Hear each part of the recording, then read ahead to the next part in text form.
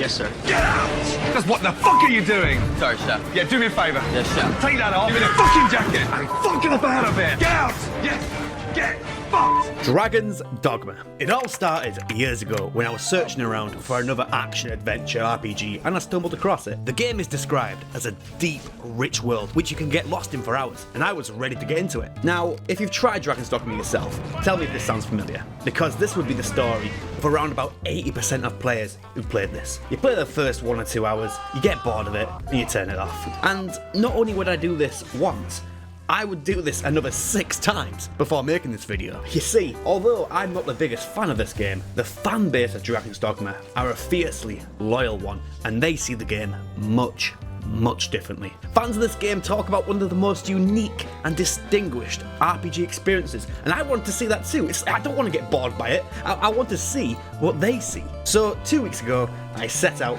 on a 7th playthrough. I promised myself I would push to the point in the game which Dragon's Dogma fans describe as a click where you understand the game completely. I am going to do my very best to put into words how I feel about this game, and I believe the best way I can frame this review would be like a playstyle review kind of thing, as hopefully it will show you how the game comes across at face value, which in Dragon's Dogma's case is a very important thing to get right.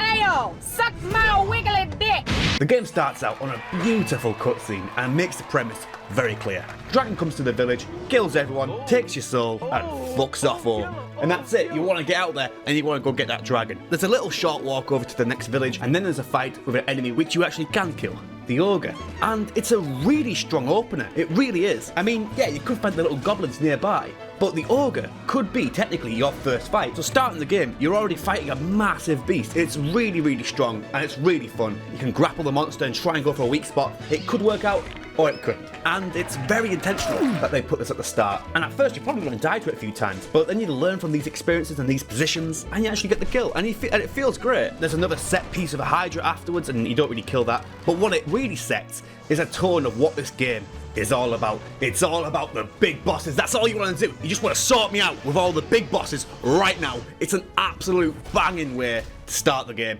and it leaves you wanting more. To the castle main, step lively! That's it. Spicy meat.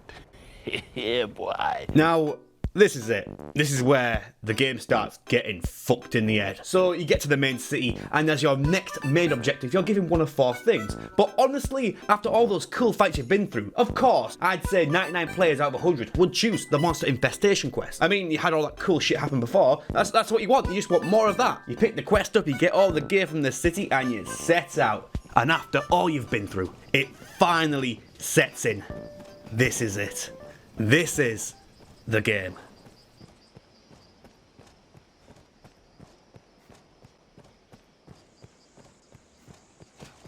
I am not joking you. This will be about 70% of what you will see playing this game. I am not joking. Look at it. This is it. What have I got myself into? Oh, I'm fucking shitting myself.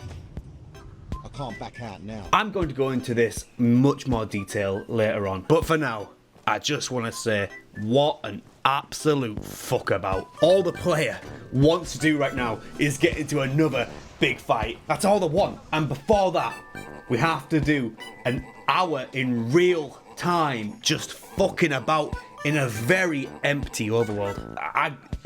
I'm showing a little goblin fight here. This is one of 2 fights that I got in my about 40 minutes to 1 hour journey over to the quest. I am going to spare you all the trouble. I'm just going to cut to the quest now. But yeah, nothing really happened in that time. It was just walking around. So we're at the quest now. It's a big castle under siege, and you just want to get stuck in there, get to the front gate, and there's 2 big cyclopses now, a bunch of goblins, and also some goblins and some ballistas above. So okay, this is very overwhelming. Before, I could even barely take down 1 cyclops. So there has to be something. You look around and you can find the ballistas. Says, okay, let's shoot down those. Something that Dragon's Dogma takes a lot of pride in, it seems, is failable quest objectives. They've destroyed the ballista. That's it. That was our one way of evening the fight. And now it's gone. So that's it. Tough luck, pal. You're just going to have to do it by hand now. And Yeah, that seems like a really cool, immersive thing. Oh, you can fail, but who gives a fuck? I've spent 1 hour getting here. I want to just have fun. It's not homework. It's not like the last hour and a half I spent doing this has taught me something. Like, oh yeah, okay, I'm gonna go all this way and fail, but I'll go back. No. What a fuck about this is. What a fucking carry on. And that's not to say that games aren't allowed to teach you through failure. Lots of games do this. The difference being is that games usually teach that lesson in 5 minutes. You go and you die and you respawn and you try again. Here, it's a 2-hour lesson. I failed, and that's it. It's just done. What a fuck about. Look, it even auto-saved and it says, yeah, look at that. You're done. That's it, go home. And it's that kind of ideology which makes people quit right here. This is usually the point where people stop. I'd say about 90% of people. And I'm going to be honest, if I wasn't making this video, I'd have probably quit by now. At this point, yeah, this is probably one of the most furthest I've got into Dragon's Dogma in one of my 7 playthroughs, but yeah, I wouldn't blame a lot of people if they quit here. But I can't, because I'm making a video on it. And I do want to be fair, I do want to like this game, because fans really do see something special here. So I kept going, I reloaded a previous save a while back, and yeah, I just toughed it out, did it all, and I got to the boss of the castle. It turns out it was just a normal goblin. I killed him 5 hits, compared to the ogres outside. Fucking hell. Anyway, that's that. Time to get on with the rest of the game. Victory is ours.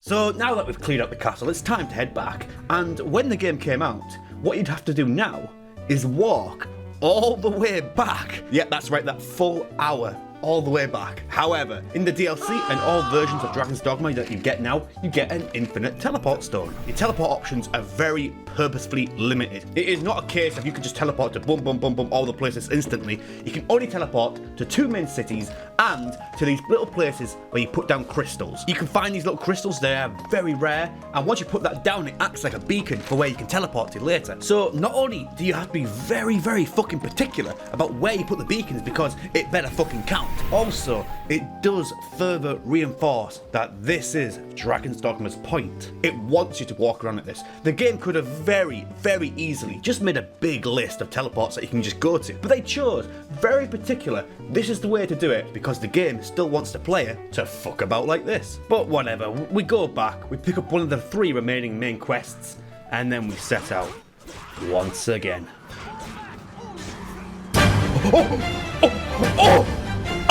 Oh my god! Oh my god, yes! Yes, this is what I wanted! Oh my god, let's go! Oh my god, this is so much fun!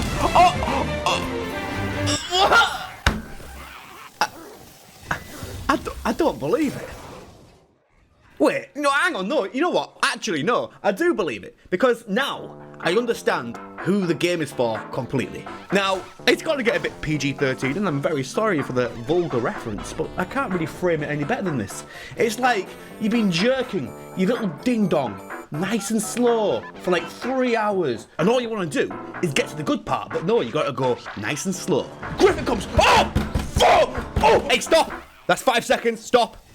Now we're going to go back to the slow jerk for another 3 hours. Now obviously the effect isn't lost on me. What it's meant to be doing is establishing, oh look, it's this big beast out there, and you might have to go kill that later. I get that, but for fuck's sake, all the player wants to do right now is to fight more cool shit, like at the start of the game. And finally, we get a glimpse of it, and it fucks off instantly. And now, we go back to fucking about once again. Jesus Christ! I'd quit here. I know it's a cool moment. I know it's a really cool moment, the Griffin, but I'd quit there because it sums up the game so well. Okay, I know I've been complaining a lot about this game, and I'm gonna be honest, I was absolutely bored to tears at this point, I really was. However, after this and everything afterwards, I don't know how to explain it, but I'm gonna give it a good shot. You see, after this, my next mission was to go find this little dungeon, and after travelling to it for like another half hour, I got there, and it was a weird feeling, because the more I went into this catacomb, I genuinely felt quite deep and like submerged, and I believe the only reason I felt that way was only because I had to walk that 30 minutes to get here. You see, if I could have just teleported to this dungeon, I wouldn't really feel that submerged and that immersed, but because we had to walk all the way here, that whole distance that we just travelled That's all behind me now, and if I want to go back, it's still gonna be there. So being in this dungeon, I did genuinely feel quite submerged and deep. And after this, I finally got the quest to kill the griffin.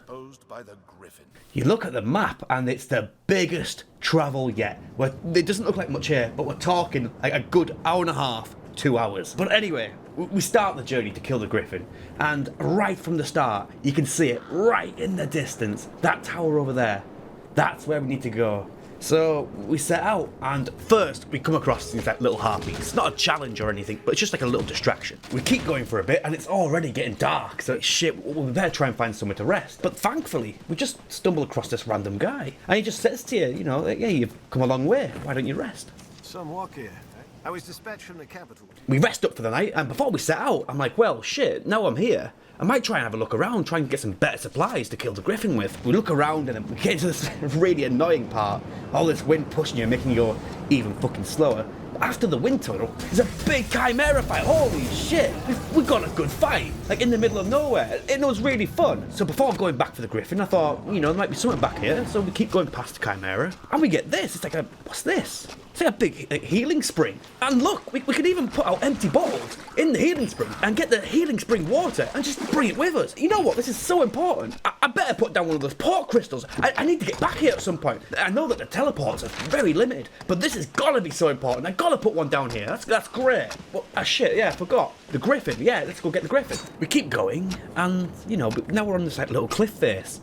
You look over and you see the city that you've set off from, and you look back. And it's like, you know, look how far we've come. And boom. Right there. Right at that moment. That is when Dragon's Dogma clicked for me. It was never about the griffin, or any of the big fights for that matter. I mean, make no mistake, they are highlights. But maybe the real enjoyment here is the adventure and not the destination. Maybe I was too focused on just doing the fun stuff. There was a bunch of great stuff to be had done, but I was too busy looking towards the horizon. I just didn't look down at my feet and just appreciate where I am right now. Maybe Dragon's Dogma is the last game of its kind. In an age now where games can come and go in 2 minutes, boom, boom, boom, hit you with so much interesting shit. So you just don't leave, it's a good game. Dragon's Dogma, it's just in no rush. It just holds all the cards, and he's in no rush to play them. He's happy. And games these days, they would just never be so bold. They would feel like shit, we have to get the player right into it, right away, or they're gonna leave. And Dragon's Dogma's just sitting back in his chair, and he's just smiling away. He's in no rush. You know what, all in all, you could ignore everything else I've ever said in this video. It doesn't matter, because it all comes down to one point. Is the griffin fight made better by setting off from the city, going to find the harpies, going and find that little camp, getting to that really annoying wind tunnel, finding the chimera afterwards, finding the really cool healing spring, and finally get to the griffin and killing him? Was that fight made better by doing all that? If you answered yes, you're probably gonna like this game, you know. If you answered no, then no, this game's not really for you. You know what? I've got an outro planned here. I've got all the script here. And you know, I'm just going to go off cuff. Nah, I'm just going to answer it as plainly as possible. After years of ragging on this game, do I like this game now? Do I think Dragon's Dogma is a good game? And I'm happy to hold my hands up high. If I'm proved wrong, that's fine. Is Dragon's Dogma a good game? No, and I'm sorry for all the Dragon's Dogma fans, because I know for them it's literally a wet dream when a Dragon's Dogma hater plays it and ends up loving it. That's literally, they fucking get off that shit, and I'm very sorry, but I just can't. I really can't. I believe, at least, I understand the click in this game. However, just because I understand it, it doesn't mean I have to like it. And there are hundreds of ways Dragon's Dogma could have made these like really immersive and engaging concepts, and they chose one of the most boring ones. One of the most fucking tedious ones. And yeah, no, I know we just talked about a really cool set piece that I went through, but those moments are really too far and few in between. I mean, we condensed 2 hours of footage into 1 minute there. And it's not only just the travel stuff that I have a gripe with, and it is my main gripe. There's a bunch of problems all over the shop. The combat feels really off at times. For the first half of the game, you hit things and nothing happens, and all of a sudden, bam, you one shot and everything. It's like, what the fuck? There's a lot of repeat enemies. God, there's not much variation here. What you really end up with here is a really empty overworld, which you'll end up running around aimlessly in more times that you'll be actually fighting in. And when you do fight in it, half of the fights just feel off in a really weird way. Just quickly, I want to show you one last thing which helped me really come to my decision on this game. What it was is that I had this quest to kill a Cyclops, and I looked on the map, and just by chance, I put down one of my teleport beacons right next to the ogre. So it's funny, because I got a taste of what it was like just to teleport into the action and do it in a game where that's not really encouraged. And you know what? I had just as much fun. I really did. And all that travel stuff just felt like a big fuck about. In defense of this game, people often say, well, it gets good at around about like the 10-hour mark. Well, probably so does doing smack cocaine behind the bins at a fucking Walmart. Doesn't mean it's a good thing. It's like this.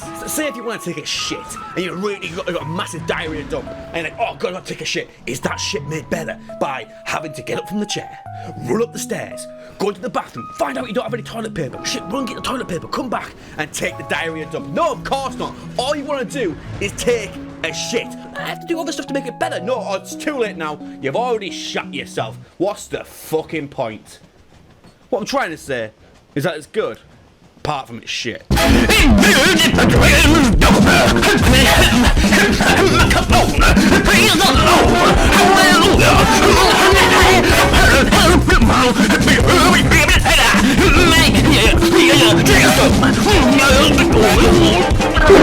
Hey guys, just quickly before we end, I just want to remind you all that this game is not for everyone, and that's okay, and it just wasn't for me. As always, I definitely encourage you to go try this out for yourself. Yeah, I know I just said it was a bad game, but if you liked what you saw, I think it's just fair that you give it a shot. Anyway, outro. Ooh, don't forget to smash the bell button. I don't know what that does, but try it and see what happens, bitch.